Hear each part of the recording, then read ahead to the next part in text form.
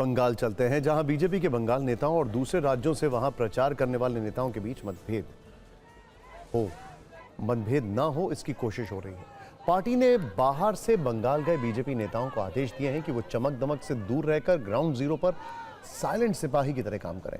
प्रवासी नेताओं को क्या करना है और क्या नहीं करना है, इस पर बीजेपी ने पॉइंटेड निर्देश जारी किए हैं। उनसे कहा गया है कि चमक दमक से दूर साधारण नेता की तरह प्रचार करें, बंगाल के स्थानीय नेताओं के सहयोगी के रूप में काम करें, जहां कम वहां हम की भूमिका में नेपथ्य से काम करना है। चौक चौराहों और स्थानीय नुक्कड़ों पर राजनीतिक चर्चा नहीं करनी है।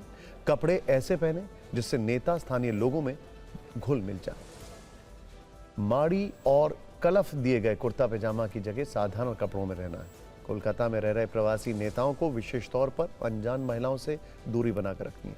बंगाल में कोई पूछे कि आप यहाँ क्यों घूम रहे हैं, तो ये कतई नहीं बताना है कि चुनाव के दृष्टिकोण से आए, बल्कि ये कहना है कि अपने रिश्तेदार क्या आए। बाहर से गए नेताओं को स्पष्ट कहा गया है कि मीडिया में बयान स्थानीय नेता देंगे, बाहरी नेता बयानबाजी नहीं करेंगे।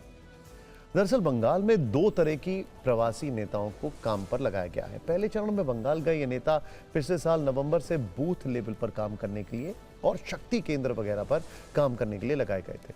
लिहाजा इस बार बीजेपी ने करीब 60,000 से अधिक बूथ लेवल टीम बनाने में सफलता हासिल की।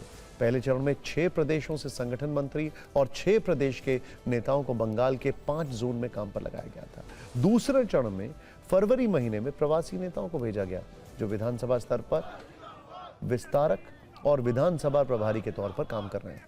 इनका काम स्थानीय कार्यकर्ताओं के साथ तालमेल बिठाकर गांव मोहल्लों और घर घर जाकर प्रवास करना, पार्टी की पैठ को मजबूत करना। जानकारी के मुताबिक बंगाल में बीजेपी के करीब 500 से ज्यादा प्रवासी नेता काम कर रहे हैं। इनमें से 225 लोगों को विधानसभा में विस्तारक के तौर पर लगाया गया है। अलग अलग राज्यों से लाकर करीब 225 प्रवासी विधानसभा प्रभारी लगाए गए हैं, जो स्तर पर भी बाहर से हैं।